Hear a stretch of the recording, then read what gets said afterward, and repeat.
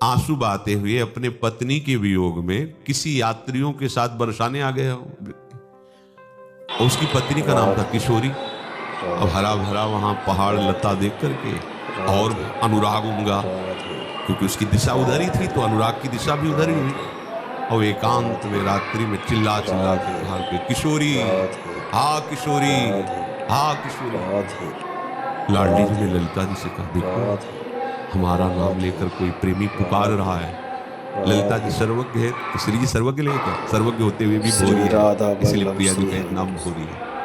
ललिता जी ने कहा, प्रिया जी वो आपको नहीं पुकार रहा, उसकी पत्नी का नाम किशोरी है और वो पधार गई है, वो उसके वियोग। किशोरी तो मेरा नाम है, आदि नाम मतलब मेरा ही तो नाम किशोरी। अब कोई रख ले तो अलग बात है, मेरा ही नाम तो रखेगा। अब किसी को राधा रख दो, मतलब किसी को भी ऐसे राधा राधा, तो अब राधा नाम तो श्री जी का है ना, तो अब ये थोड़ी कि हम उसको पुकारेंगे राधा राधा तो हमें सदगति नहीं मिलेगी। नाम का प्रभाव अपना होता है, इसीलिए जो उत्तम सद्भावना वाले होते हैं भागवतिक नाम अपने घर वालों के रखते हैं कि इसी बहाने से नाम उच्चारण होगा। किशोरी जी ने कहा, किशोरी नाम तो मेरा है, इसको बुला के लाओ। ललिता जी उनका स्वामी जो आज्ञा है पर बुला के लाने की, इसलिए मन में वो आपको बिल्कुल नहीं प्यार करता, वो मतलब आपसे कोई सब, मेरा नाम किशोरी, बोला हाँ किशोरी लाओ उसको, देख लो। लालजू की ले आया है, यो ब्रह्म रुद्र शुक नारद भीष्म मुख्य रालक्षितो न सहसा पुरुषस्य तस्य। फिर श्री जी जिनके दर्शन की बात जाने दो, ध्यान के लिए कह रहे प्यारोडुम क्षमते नहीं अच्छी सुकादि नाम तो ध्यानगम, उन श्री जी के पास श्री ललिता जो लेके जा रहे हैं उसको, पत्नी वियोगी को, बिल्कुल भक्ति का आचरण नहीं, कृपा से कैसे उन यात्रियों के संग हो गया, बरसाने आ गया और एकांत में उसका अनुराग और बढ़ा पत्नी को। तो बस किशोरी जी भी ललिता जी के दर्शन में सब जन्म जन्म के कर्म संस्कार भस्म हो गए। आचार्य है ना भगवत स्वरूप स्थित, सखी के दर्शन के बिना श्री जी के दर्शन का अधिकार नहीं प्राप्त होता। किसी को भी हमारी निकुंजेश्वरी लाडली के दर्शन तभी होंगे जब पहले किसी सखी का साक्षात्कार होगा।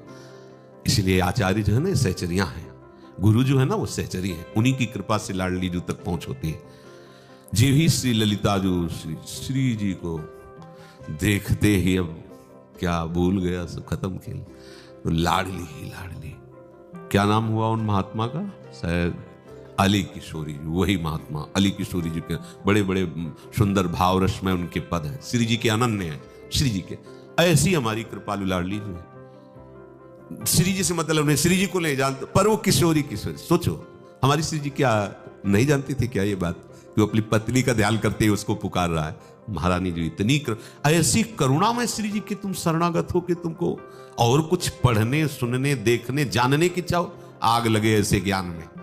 देखो हमारे महाप्रभु ये कट्टरता बस नहीं कह रहे हैं, ये प्रेम की अनन्यता सरसता की रसना कटो जो अन रटो, ये कट्टरता नहीं है। जैसे कोई कहे बड़े कट्टर कट्टर में निष्ठुरता झलकती है, कट्टर नहीं है।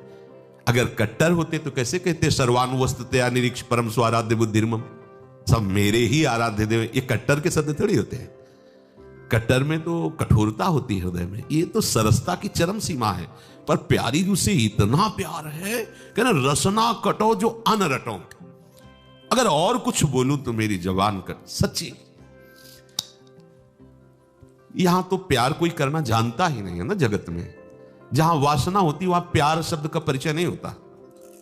जहां थोड़ी भी स्वार्थ बुद्धि होती है प्यार का परिचय नहीं जानता। जिसके हृदय में कभी भी स्वार्थ बुद्धि का नाश होकर के प्यार कहीं, तो वो प्यार प्रकाशित हुआ है, वो फिर और कुछ नहीं जानता और कुछ नहीं मानता। कुल धर्म ज्ञान व्रत कर्म सब कुछ नहीं, उसको बस यही सुनाई देता है जिससे मेरा प्यारा मुस्कुराए, जिसमें वो आनंदित रहे। बस अगर मेरे नरक जाने से उसके मुख में मुस्कुराहट आती, मैं कभी स्वर्ग या परम पद नहीं चाहूंगा। प्यार का स्वरूप होता है। अरे हमें क्या जानना है, हमारी श्री जी बस हमारी लाडली जी। पर यह बात तभी होती है जब अन्य आश्रय नहीं रखोगे। पर हमारी श्री जी तो इतनी भोली कि अन्य आश्रय रखने वाले को भी मिल जाती है। देखा ना, वो अपनी पत्नी का आश्रयवती से किशोरी किशोरी लाडली जी मिल गए। अब हमारे जीवन में कोई अन्य अवलंबन, अन्य क्रिया, अन्य चेष्टा, अन्य भाव, अन्य आश्रय ये नहीं। श्री लाडली जी के गोरे चरणारविंद में बैठ जाओ।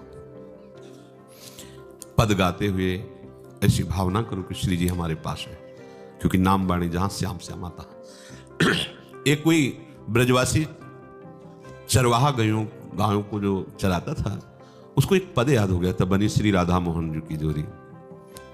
एक रसधारा बाणी है, उसमें लिखा हुआ है।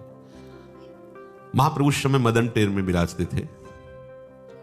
वो बनी श्री राधा मोहन जी की जोरी, इंद्र नीलमणि श्याम मनोहर, सात कुंभ तनु गोरी, ये पूरा पद। तो जब पद की लाइन दूसरी उठानी होती तो अंतराय होता है 1-2 सेकंड, उसमें उसको नूपुरों की ध्वनि सुनाई दी। तो पीछे मुड़ के देखा तो गलबैया दिए हुए प्रिया प्रीतम, इतने सुंदर स्वरूप, नौ किशोरी। कोई साधना नहीं थी, गाय चलाता था। वो चतुरासी जी का एक पद, बनी श्री राधा मोहन जी की जय। पीछे रूप समुद्र का अवगाहन, कितने सहज हैं हमारे स्वामी जी।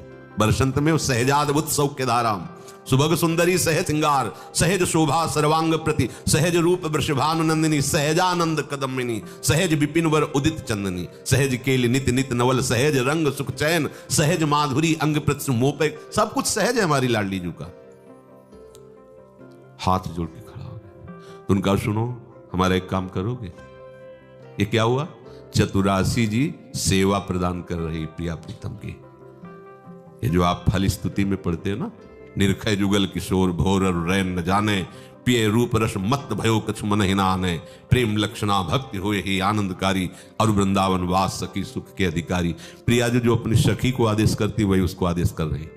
सुनो, एक काम करोगे? जी। मदन टेर में हरिवंश चंद्र जो विराजमान, उनसे कह दो हमारा कढ़ी और महाप्रसाद पाने का, चावल पाने का मन है। ले पूर्ण काम प्रिया प्रीतम के हृदय में कामना प्रकट हो रही। ये प्रेम की महिमा है। वो तुम चिंता मत करो, तुम्हारी गाय यही रहेंगी। प्रिया प्रीतम वहां विराजमान है।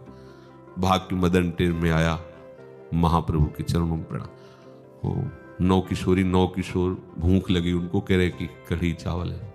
अच्छा, महाप्रभु की दृष्टि में तो तुम्हें प्रिया प्रीतम मिले। हाँ, वो एक पद गा रहे थे ना, बनी श्री राधा मोहन जी की जरी। महाप्रभु एक एक शब्द जो है श्याम श्यामा मैं है।